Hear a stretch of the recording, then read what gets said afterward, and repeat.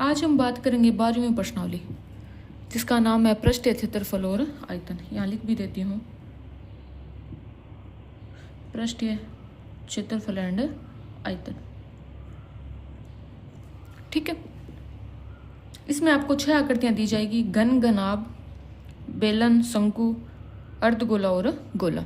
इन सब के आपको पृष्ठीय क्षेत्रफल, पार्श्व पृष्ठीय क्षेत्रफल जिसे हम बोल सकते हैं वक्र पृष्ठीय क्षेत्रफल, आयतन, इन सब का आपको पता होना चाहिए। सूत्र क्या होते हैं और किस प्रकार ये काम करेंगे और कौन सी आकृति में आपको क्या निकालना है, वो सारी चीज़ें हम इस प्रश्नावली में करेंगे। तो एक एक करके इन आकृतियों की बात करते हैं। पहले आपके पास आता है घनाभ। आप सबने कमरा देखा होगा या फिर आपके पास कोई डिब्बा होगा। ठीक है, वो जो आकृति होती है आपके पास उसे बोलते हैं घनाभ। देखो मैं आपके पास सामने लेके आती हूँ डिब्बा। इस टाइप का अगर डिब्बा है किसी के पास, ठीक है, तो उसकी देखो ये जो लंबाई है ये क्या है, उसकी ऊंचाई है, और ये वाली जो क्या है वो चौड़ाई है। ठीक है, तो यहाँ देखो लंबाई चौड़ाई के बराबर नहीं है। तो ऐसे आकृति आपके पास है जिसमें लंबाई चौड़ाई और ऊंचाई तीनों अलग अलग हो तो उसे बोलते हैं घनाभ। ठीक है, मैंने साइड में आपको डायग्राम दिया है। घनाभ L लंबाई, B चौड़ाई, H और ऊंचाई। ठीक है, तो यहाँ मैंने सूत्र लिखे हैं। देखो कुल पृष्ठीय क्षेत्रफल। कुल पृष्ठीय क्षेत्रफल का मतलब ये होता है कि आप ये बंद डिब्बा है, ठीक है, इसके कितने फलकों को देख पा रहे हो या कितने फलकों को छू पा रहे हो। ठीक है, जितने फलकों को आप छू पा रहे हो वो सारे फलक क्या है आपके पृष्ठीय क्षेत्रफल में आएंगे। ठीक है, तो पृष्ठीय क्षेत्रफल में देखो अगर मैं इस नीचे वाले आयत का अगर पृष्ठीय क्षेत्रफल निकालूं तो यहाँ देखो ये क्या है लंबाई और ये क्या है चौड़ाई। तो लंबाई गुणा क्या हो जाएगा चौड़ाई। सेम इसकी तरह ये ऊपर वाला है तो इसका भी लंबाई गुणा चौड़ाई, तो 2 गुणा क्या हो गया लंबाई गुणा चौड़ाई। ठीक है, इसी प्रकार अगर मैं इस फलक की बात करूं तो ये तो चौड़ाई और ये क्या है ऊंचाई, तो चौड़ाई गुणा ऊंचाई। सेम फलक इधर वाला है तो इसमें भी चौड़ाई गुणा ऊंचाई। तो इस प्रकार सूत्र होता है 2 ब्रैकेट में लंबाई गुणा चौड़ाई प्लस चौड़ाई गुणा ऊंचाई प्लस ऊंचाई गुणा लंबाई। और लंबाई को मैंने L लिखा है, चौड़ाई को B, प्लस का प्लस चौड़ाई को B, ऊंचाई को H, प्लस का प्लस ऊंचाई का H, लंबाई का L। तो ये जो सूत्र होता है वो आपके पास होता है 2 गुणा LB BH प्लस HL। ठीक है, अगर याद रखने का जो तरीका है वो देखो आपको लिखना है LBH और इनको क्रम में लगाते चलना है। ठीक है, यहाँ देखो 2 गुणा, पहले L का जोड़ा किसके साथ बनाना है, आगे वाले मान के साथ यानी B के साथ, तो L B बीच में लगाना है प्लस, फिर B का किसके साथ बनेगा H के साथ, B H प्लस का प्लस। अब देखो L का B के साथ बन गया, B का H के साथ, लेकिन H का किसके साथ नहीं बना L के साथ, तो H का बना दोगे आप L के साथ। ये क्या है कुल पृष्ठीय क्षेत्रफल घनाभ का। ठीक है, अब आता है पार्श्व पृष्ठीय क्षेत्रफल घनाभ का। घनाभ के पार्श्व पृष्ठीय क्षेत्रफल का मतलब होता है कि उसके ना तो फर्श है ना क्या है छत, सिर्फ चारों दीवारों का जो क्षेत्रफल होता है वो क्या होता है आपका पार्श्व पृष्ठीय क्षेत्रफल। ठीक है, तो फर्श में क्या क्या आ रहा है यहाँ देखो लंबाई और चौड़ाई, और छत में भी लंबाई और चौड़ाई। तो जहां संपूर्ण पृष्ठीय क्षेत्रफल में लंबाई और चौड़ाई वाला जो मान है उसको हटा देना है, बाकी जो मान आएगा वो आएगा आपके पार्श्व पृष्ठीय क्षेत्रफल। तो देखो 2 गुणा LB को हटा दिया तो BH प्लस में HL, तो आपके सूत्र होगा 2 गुणा चौड़ाई प्लस ऊंचाई गुणा प्लस गुणा लंबाई। ठीक है, इस प्रकार ये सूत्र है पार्श्व पृष्ठीय क्षेत्रफल। अब आता है घनाभ का आयतन। आयतन क्या होता है, अब आता है आपके पास घनाभ का आयतन।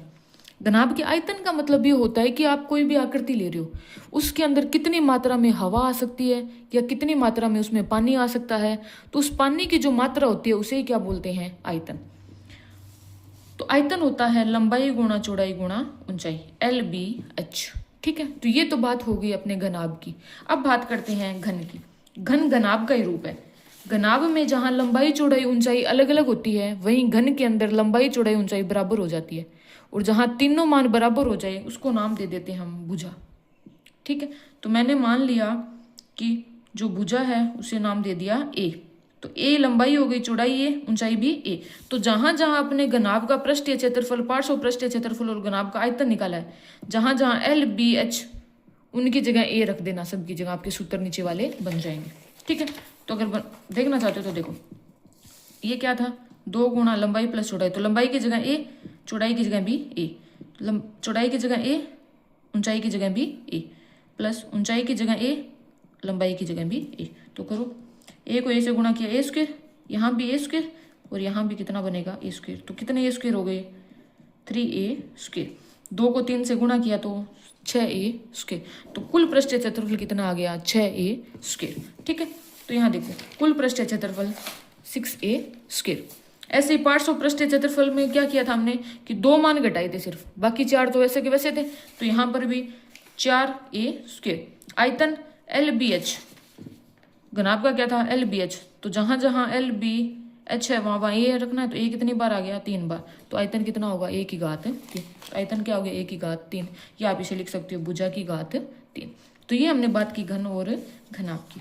अब बात करते हैं आगे वाली आकृति की, जिसका नाम है बेलन।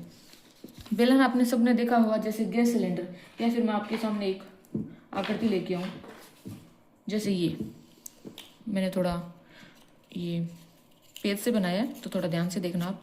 ये मान लो आपके पास क्या है बेलन, इसके ऊपर भी ढका हुआ हो सकता है मान, या ढके हुए मान की बात करूं तो ये देखो ये बेलन आपके पास इस तरीके से। ठीक है, यहाँ से भी ऊपर से भी ढका हुआ मान सकते हो आप। ठीक है, तो ये क्या है आपके पास बेलन। तो इसकी क्या है, एक तो अगर मैं यहाँ से, एक तो वृत्त दिख रहा है आपको, इस साइड भी एक क्या है वृत्त, क्या है वृत्त। ठीक है, और ये क्या है ऊंचाई, बेलन की क्या है ये ऊंचाई। ठीक है, अब देखो त्रिज्या क्या होती है कि जो वृत्त है उसके केंद्र से लेके यहाँ परिधि तक की दूरी क्या कहलाती है आपकी त्रिज्या। क्या कहलाती है त्रिज्या। ठीक है, तो यहाँ देखो मैंने क्या आकृति बनाई, यहाँ देखो ये क्या है आपका बेलन, और केंद्र से लेके देखो, केंद्र से लेके परिधि तक की दूरी त्रिज्या कहलाती है। तो केंद्र से लेके परिधि तक की दूरी क्या है r, यानी त्रिज्या। और टोटल जो ऊंचाई है वो कितनी है उसकी h। तो बेलन का कुल पृष्ठीय क्षेत्रफल होता है 2 पाई r ब्रैकेट में r प्लस h, और वक्र पृष्ठीय क्षेत्रफल होता है 2 पाई r h। अब वक्र पृष्ठीय क्षेत्रफल आपके पास हो तो आप कुल पृष्ठ निकाल सकते हो। देखो बेलन में क्या क्या है, एक वक्र पृष्ठ का देखो कुल पृष्ठ का मतलब क्या है। कुल पृष्ठ का मतलब ये है कि आप इसके कितने भागों को छू पा रहे हो या देख पा रहे हो। तो यहाँ देखो इसको छू पा रहे हो। ठीक है, तो एक तो ये वृत्त हो जाएगा, इधर वाला वृत्त एक। ठीक है, और एक क्या हो जाएगा ये गोल भाग। ठीक है, तो ये जो आपको गोल भाग दिख रहा है, अगर आपके पास वृत्त नहीं है, मान लो आपके पास इस टाइप का क्या है कोई बेलन है जो दोनों तरफ से क्या है खुला। ठीक है, तो इस टाइप का अगर आपके पास बेलन है तो उसका सिर्फ आप ये वाला भाग छू पा रहे हो, यहाँ से तो कुछ है ही नहीं। ठीक है, यहाँ दोनों तरफ से खुले हैं। ठीक है, तो इनको तो छू ही नहीं पा रहे आप।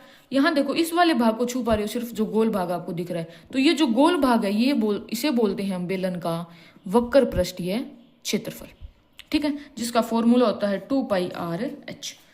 तो अगर वक्र पृष्ठीय क्षेत्रफल का मान अगर मैं ये मानूं कि 2 पाई r h है, ठीक है, तो कुल पृष्ठीय क्या होगा, कुल पृष्ठीय होगा कि वक्र पृष्ठ भी हो जाइए गोल भाग और 2 क्या हो जाइए वृत्त। ठीक है, तो प्लस में 2 वृत्त का क्षेत्रफल क्या होता है पाई r स्क्वायर। कॉमन आ रहा है वो कॉमन ले लो, कॉमन क्या आ रहा है 2 पाई r, यहाँ बचेगा h और यहाँ बचेगा r। तो ये क्या है आपका कुल पृष्ठीय क्षेत्रफल। तो यहाँ देखो बेलन का कुल पृष्ठीय क्षेत्रफल 2 पाई r ब्रैकेट में r प्लस h। ठीक है, और वक्र पृष्ठीय होता है 2 पाई r h, 2 पाई r h। ठीक है, 2 पाई r h क्यों होता है, देखो इधर ये देखो ये वृत्त की क्या है परिधि, क्या है परिधि। तो 2 पाई r वृत्त की परिधि होती है, और गुणा में क्या किया मैंने ऊंचाई का गुणा, ताकि मेरे को वक्र पृष्ठीय क्षेत्रफल मिल जाए। या फिर आप ये कर सकते हो कि मान लिया मेरे पास क्या है ये गोल, इस प्रकार से कोई बेलन है। ठीक है, अगर मैं इसको बीच में, आपको पता है जो गोल भाग है ये तो वृत्त की परिधि है, इसे बोलते हैं 2 पाई r, और ये क्या है वृत्त की ऊंचाई। अगर मैं यहाँ बीच में से इसको काट दूं तो आपके पास क्या प्राप्त होगा आयत। क्या प्राप्त होगा आयत। जो गोल भाग था ये वाला गोल भाग था वो क्या बन गया आयत की लंबाई, क्या बन गई आयत की लंबाई, और जो ये ऊंचाई थी ये क्या बन गई चौड़ाई। तो जो गोल भाग है 2 पाई r h, और आयत का क्षेत्रफल आपको पता है लंबाई गुणा चौड़ाई। तो लंबाई कितनी होगी इसकी 2 पाई r, गुणा में ऊंचाई कितनी होगी h। इस प्रकार आप 2 पाई r h वक्र पृष्ठीय क्षेत्रफल निकाल सकते हो। ठीक है, अब आती है आयतन की बात। आयतन का मतलब ये होता है कि आप उसमें कितना पानी भर सकते हो। ठीक है, तो पानी भरने के लिए तल जरूरी है। तो मान लिया ये तल है, तल का क्षेत्रफल कितना होता है पाई r स्क्वायर। ठीक है, तो तल में पानी भरेगा, और कितनी ऊंचाई तक भर रहा है पानी, तो गुणा में क्या आ जाएगा h, तो पाई आर स्क्वायर h क्या होता है इसका आयतन। ठीक है, तो ये आप देख भी सकते हो और स्क्रीनशॉट लेके अलग से लिख भी सकते हो। ठीक है, अब आता है आपके पास शंकु। शंकु आप सबने देखा है, जैसे किसी का बर्थडे बनाते हैं हम, तो बच्चों को, छोटे बच्चों को आजकल काफ़ी ट्रेंड चल रहा है कि उनको कैप पहनाई जाती है एक इस टाइप की क्या पहनाई जाती है, एक कैप। तो ये क्या है आपके पास शंकु, क्या है शंकु। तो शंकु का आपको दिख रहा होगा ये क्या है, ये वृत्त, क्या है वृत्त बनेगा अगर यहाँ से बंद हो तो पूरा। ठीक है, और ये जो ढलान आपको दिख रही है, ये जो ढलान आपको दिख रही है, ये वाली ढलान, ठीक है, इसे बोलते हैं तिर्यक ऊंचाई। ठीक है, और जो आपको ये सीधी रेखा है, ये जो सीधी रेखा है अंदर से देख रहे हैं हम, ठीक है, इसे बोलते हैं ऊंचाई, यानी ये टोटल कितनी ऊंचाई पर है। ठीक है, इसे तो सीधी अगर 90 डिग्री के कोण पर अगर आप लंबाई माप रहे हो तो वो तो ऊंचाई है, और तिर्यक ये ढाल दिख रही है आपको, ये तिर्यक ऊंचाई है। तो यहाँ देखो, शंकु का कुल पृष्ठीय क्षेत्रफल होता है पाई आर आर प्लस एल। ठीक है, और वक्र पृष्ठीय क्षेत्रफल होता है पाई आर एल। अब पाई आर एल वक्र पृष्ठीय और कुल पृष्ठीय पाई आर आर प्लस एल, और आयतन होता है बेलन का 1/3। तो याद रखना बेलन का 1/3 क्यों होता है, क्यों एक बेलन से हम 3 शंकु बना सकते हैं। ठीक है, क्लियर है। तो इस प्रकार जो आयतन है वो क्या हो जाएगा 1/3 पाई आर स्क्वायर एच। और जहां आपने ये बात की है ढलान की, अगर इसका मान आपको निकालना हो तो क्या करोगे, एल स्क्वायर बराबर आर स्क्वायर प्लस में एच स्क्वायर। वो कैसे करोगे, जैसे आपके पास एक ये बेलन है, ये सॉरी शंकु है, इसकी यहां से लेके यहां तक की ऊंचाई कितनी है एच, और ये क्या होती है आर, और ये है आपका एल। ये 90 डिग्री का कोण है, 90 डिग्री के सामने वाला कोण आपको पता है क्या होता है कर्ण। ठीक है, और आधार इनमें से आप कुछ भी मान सकते हो, ऊंचाई है तो उसको ऊंचाई मान लो। तो आप जानते हो पाइथागोरस प्रमेय से कर्ण स्क्वायर बराबर होता है आधार स्क्वायर प्लस में लंब स्क्वायर। तो इस प्रकार आप किसका मान निकाल सकते हो, एल का। ठीक है, तो ये हो गई आपकी शंकु का।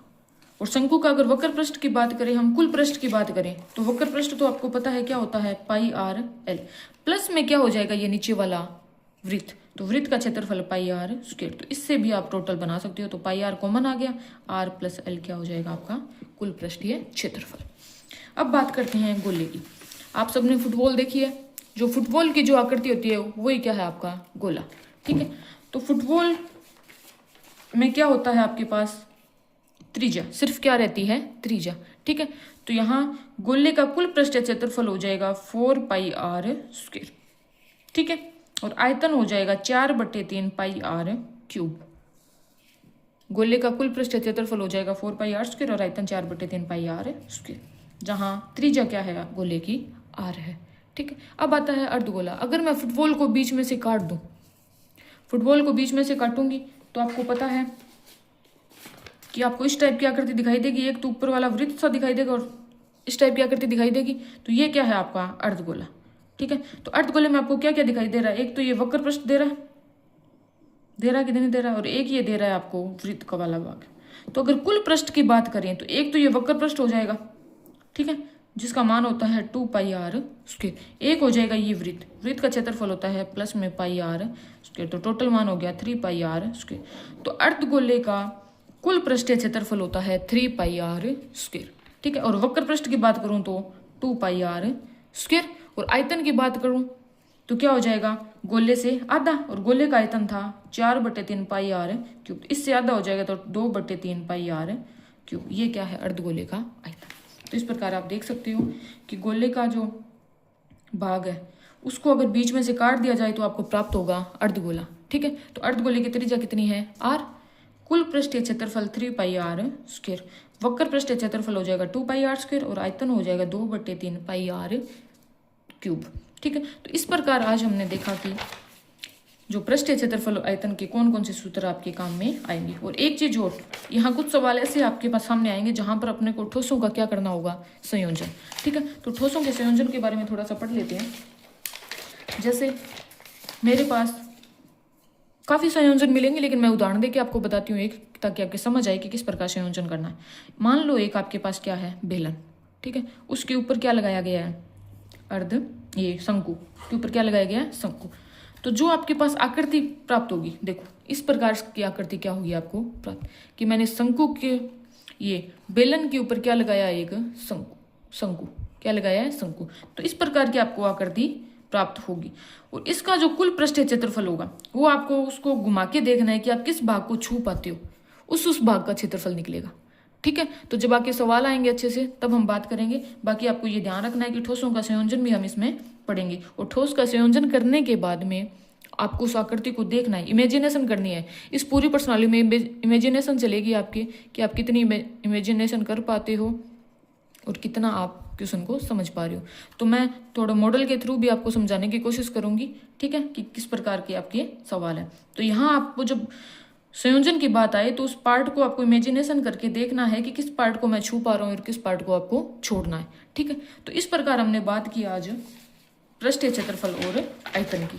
ठीक है, नेक्स्ट वीडियो में हम बात करेंगे 12वीं प्रश्नावली के कुछ उदाहरण और आगे प्रश्नावली की बातें करेंगे। ठीक है, तो आज के लिए इतना ही, बाकी मिलेंगे नेक्स्ट वीडियो में आपको कंटेंट। ठीक है, थैंक यू। अगर आपको वीडियो पसंद आया है तो लाइक करना और अपने दोस्तों के साथ शेयर करना।